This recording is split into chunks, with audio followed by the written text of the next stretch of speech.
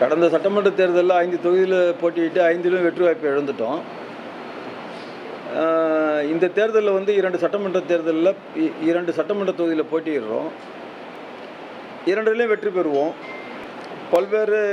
பல்வேறு கால சூழ்நிலையால் குறைந்த எண்ணிக்கையில் அதிமுக போட்டியிடக்கூடிய ஒரு சூழ்நிலை ஏற்பட்டிருக்கிறது. கூட்டணி தர்மத்தை கடைபிடித்து மாண்புமிகு எடப்பாடியார் அவர்களுடைய அனுமதியோடு 2 சட்டமன்ற தொகுதியில் கழகம் போட்டியிடுகிறது. இல்லை, இந்த தொகுதி சம்பந்தமான பேச்சுவார்த்தையில் வந்து நீங்கள் கூட நிறைய தடவை என்னை கூட வந்து எதிர்பார்த்தீங்க ஏதோ பதில் சொல்லணும்னு. அப்போ நான் கூட உங்களுக்கு வந்து எதுவுமே இல்லாதால பதில் சொல்கிற இடத்துல இல்லை. ஏன்னா எங்கிட்டலாம் பேசலை. இப்போ வந்து நேற்றும் இன்றும் வந்து இந்த பேச்சுவார்த்தை நடந்தது.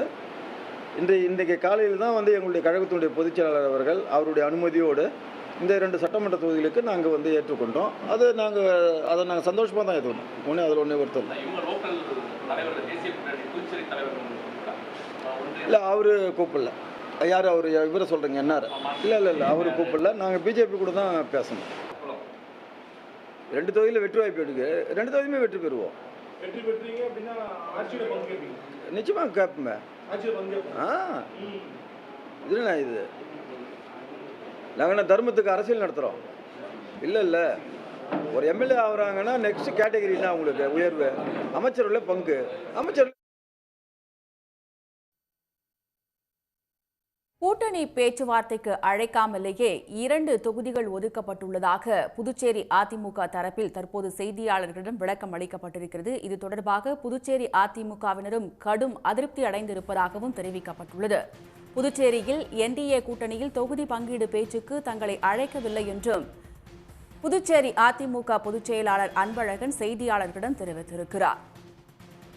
உப்பளம் உருளையன்பேட்டையில் அதிமுக சார்பில் போட்டியிடப்படும் என்றும் தெரிவிக்கப்பட்டுள்ளது.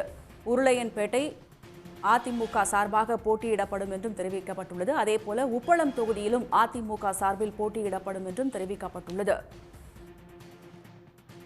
2016 சட்டமன்ற தேர்தலில் புதுச்சேரியில் உள்ள 30 தொகுதிகளிலும் அதிமுக தனித்து போட்டியிட்டதையும் அவர் சுட்டிக்காட்டினார். இந்நிலையில் கூட்டணி பேச்சுவார்த்தை நடத்தாமலேயே 2 தொகுதிகள் ஒதுக்கப்பட்டுள்ளதாகவும் புதுச்சேரி அதிமுக சார்பில் தெரிவிக்கப்பட்டுள்ளது.